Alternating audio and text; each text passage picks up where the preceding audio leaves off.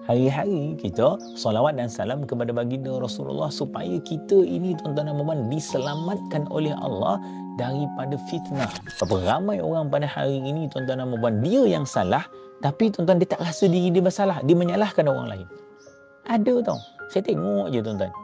Dekat luar sana. Engkau yang mulakan dulu. Engkau yang cari penyakit, engkau yang menyebabkan orang tu disakiti, tiba-tiba tuan-tuan macam dia pula yang tersakiti. Allahu Akbar. Orang yang sakit tadi tuan-tuan rasa macam dia pula yang bersalah. Padahal engkau yang bersalah ni. Engkau yang mula dulu. Engkau yang pergi cari gaduh dulu. Engkau yang pergi tekan-tekan orang tu. Engkau yang fitnah orang tu. Engkau yang bercerita berkenaan tentang orang tu. Tiba-tiba tuan-tuan dan puan, bila dah macam ni macam tu, dia pula rasa macam dia yang disakiti, dia yang dizalimi. Ramai ni. Faham? Yang play victim ni tuan-tuan terlalu ramai. Keliling kita ni ramai. Padahal dia yang punca kan.